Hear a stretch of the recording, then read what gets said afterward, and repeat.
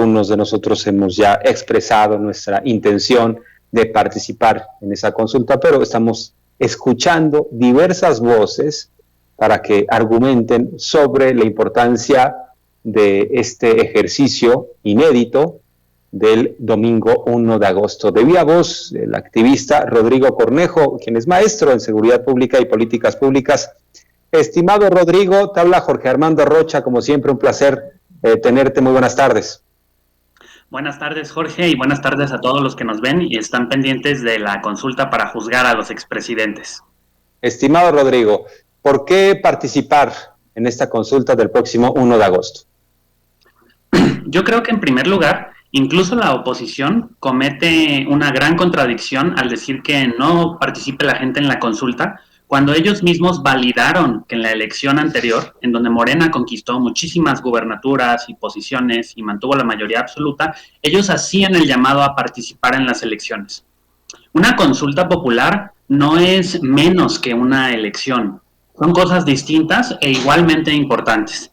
Yo creo que la reacción muy virulenta, hay bastante de enojo que tú comentabas del clan Krause, decir que Andrés Manuel López Obrador es un dictador plebiscitario, demuestra que de parte de los neoliberales y del régimen anterior había una visión de democracia que no era más que la representativa, es decir, vota, cállate y vete a tu casa, y aparte un gran desprecio por los instrumentos participativos. Las consultas suceden incluso en aquellos países en los que el clan Krause y toda la inteligencia del neoliberalismo mexicano le gusta mucho visitar para ir a esquiar o le gusta mucho admirar, como son, por ejemplo, la democracia en los cantones de Suiza, en donde la población decide en una asamblea enorme muchísimas cuestiones. Evidentemente, en un país donde hay millones y millones de personas, esto no funciona de la misma manera y por eso tenemos la consulta popular, que se va a hacer a regañadientes, sí, pero con la participación del Instituto Nacional Electoral, porque es igual de determinante para nuestra democracia que una elección. Más allá de la cuestión de los presidentes, la participación es importante.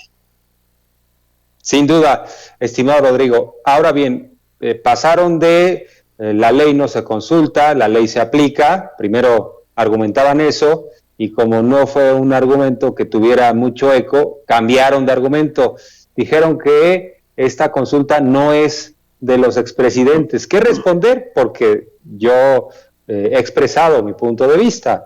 La pregunta que deja la Suprema Corte de Justicia de la Nación es más abierta, o sea, yo diría que malas noticias para los del viejo régimen, porque la pregunta habla de revisar acontecimientos pasados de actores políticos anteriores, y bueno, pues ahí caben no solo los expresidentes, sino los exsecretarios de Estado, exgobernadores, pero bueno, aún así andan con esta historia que no tiene que ver con los expresidentes. ¿Qué te parece, Rodrigo? Pues me parece, es un esfuerzo más de dañar la legitimidad de la consulta, cuando también ellos mismos habían defendido y han defendido la separación de poderes, que no es nada más que lo que ellos conciben como frenar todo lo que haga el gobierno federal, ¿no? La pregunta de la consulta tal vez no es del agrado de todos, me parece una pregunta sensata, tal vez es un poco confusa porque es compleja, pero deja muy claras al menos dos cosas. Uno, que la Suprema Corte desde el criterio de redacción de la pregunta comparte la necesidad de consultar a la población acerca de los delitos, algunos incluso crímenes de lesa humanidad que los expresidentes cometieron. Y por supuesto, aunque Felipe Calderón intente decirnos lo contrario, tuvieron accesorios para cometer esos crímenes de Estado, ¿no? Por ejemplo, todo el aparato de seguridad que rodeó al calderonismo y mucho de ese aparato que venía y tenía experiencias previas en el foxismo, cometió delitos, y no solamente por omisión, ¿no? Cometieron asesinatos, hubo encubrimientos y hubo montajes de los cuales incluso ciertos periodistas todavía no terminan de arrepentirse ni pedir perdón, ¿no?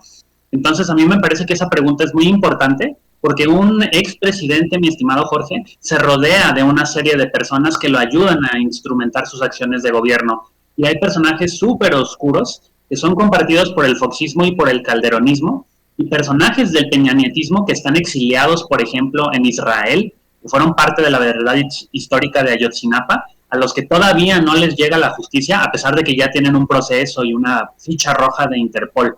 Entonces, esta pregunta es muy importante para que como país comprendamos el tamaño de los crímenes que se cometieron en el pasado. No solamente hay que adscribírselos a una persona. El presidente o los expresidentes son responsables de lo que sucede durante sus sexenios, pero hay también personas que los ayudan, en cierto caso, por ejemplo, a orquestar trabajos tan nobles como Sembrando Vida o las becas Benito Juárez, o a espiar a periodistas, a ordenar asesinatos y a amedrentar a la sociedad organizada, ¿no? Y eso fue lo que pasó en este periodo previo de estos expresidentes, cuando menos los más recientes, porque los demás, ni hablar, ¿no? Esos son incluso delitos de lesa humanidad como el genocidio, como el Echeverría. Ahora bien, de ganar el sí, que todo indica que va a ganar el sí, ¿qué mensaje mandará la sociedad mexicana hacia los expresidentes y hacia ese régimen anterior que privilegiaba la impunidad, este pacto en donde unos no se tocaban a otros, siempre y cuando pues hubiera un cierto reparto del pastel para las mismas familias políticas? A mí me parece que en términos de lo que sucedió en el pasado, esta pregunta abre pie a algo que tú muy bien mencionas. Es decir, en el pase de estafeta que hubo desde la alternancia de Vicente Fox a la toma de poder fraudulenta de Felipe Calderón, a la elección llena de corrupción de Enrique Peña Nieto, hubo y hay complicidades que aún no se han juzgado. Y no me refiero solamente a juzgarlas jurídicamente. Evidentemente ahí hay responsabilidad y esa responsabilidad no se disuelve, aunque hay personas que insisten en que la ley no se consulta. Yo creo que ahí hay una confusión fundamental, mi estimado Jorge. Sí, evidentemente la ley no se consulta, pero también se puede legislar a favor del pueblo. Y si la ley no basta para combatir la impunidad que hubo en el proceso o en los procesos anteriores, lo que se necesita es un mecanismo como la consulta para que la demanda de justicia adquiera legitimidad. Personas a mi alrededor y yo mismo salimos a marchar durante lo más oscuro del sexenio de Enrique Peña Nieto, precisamente para intentar que se pusiera sobre la mesa en la discusión pública cosas como estas. Y ese reparto cupular que todavía existe también va a ser puesto sobre la lupa y va a ser juzgado, porque evidentemente va a ganar el sí. Yo creo que incluso hay personas que desde partidos que no tienen que ver con Morena o que no se asumen como parte de un movimiento o un partido, tienen muchísimas críticas a los expresidentes. Incluso, pues al salinato, ¿no? A las familias de muchísimos mexicanos, el salinato les quedó a deber todo lo que destruyó con la crisis de 1994 y que la única solución de Salinas fue escribir un volumen de este grueso, que luego incluso ahí en venganza el Barzón lo publicó en internet gratis para que Salinas no se beneficiara de su relato de la crisis, y pues se fue a echarle la bolita a Ernesto Zedillo. Entonces ya basta de ese toma y daca entre expresidentes que ni siquiera tienen los tamaños para asumir, como dijera cierto subsecretario, como hombrecito, cuando ellos tenían el poder, ahora los efectos de todas las tropelías que cometieron. Y por cierto, a propósito de la revisión del pasado, de esta necesaria rendición de cuentas, y bueno, ligado con ciertos asuntos que ahora conocemos como el tema del espionaje y la utilización de Pegasus, yo he escrito en mis redes, Rodrigo, que ahora se dimensiona mejor lo que sucedió en 2018, porque yo insisto que no fue la victoria de López Obrador, fue la victoria de todo el movimiento social. Y bueno, pues ahora estamos calibrando más, entendiendo aún más lo que sucedió, porque tenían en este viejo régimen el control político, económico y este férreo sistema ilegal de espionaje, controlaban la información mediática y acosaban a la disidencia, pero la sociedad decidió romper los diques autoritarios. Y creo que esto se enmarca en la necesaria búsqueda de la justicia y tiene que ver con esto que va a suceder el 1 de agosto, la consulta sobre el juicio a los expresidentes y en su caso a otros actores políticos que hoy en día están en sus casas, se burlan de nosotros, administran su abundancia y además tienen la desfachatez, el cinismo de querer regresar a gobernar directa o indirectamente, ¿no?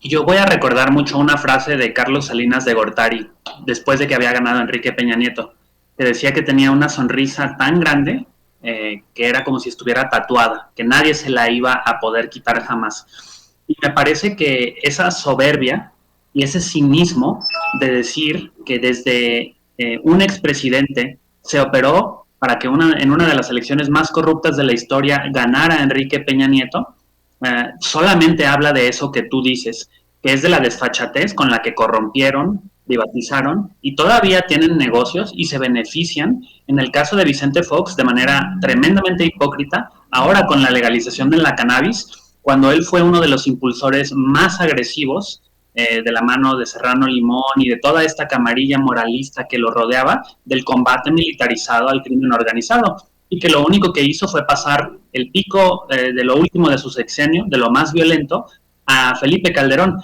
Felipe Calderón no se explica sin haber sido secretario de Estado de Vicente Fox y parte de un movimiento reaccionario y conservador. Y tampoco se explica que haya llegado al poder sin la colaboración de Carlos Salinas de Gortari, quien les agradeció el favor no solamente de aprobar cosas como el FOBAPROA, sino aparte de legitimar su propia presidencia fraudulenta en el 88. Entonces, eso es lo que está a juicio realmente, y ese es un juicio histórico y social, y eso no lo para nadie. Yo creo que las personas que dicen que la ley no se consulta están en su derecho, pero también la historia es severa con aquellos que han lastimado al pueblo de México, y esta consulta va a imprimir de forma permanente el juicio colectivo que la población hace. Y yo creo que está muy claro, más allá de un sí hay que juzgarlos, es una frase que va más o menos así: nunca más presidentes indecentes y criminales en México.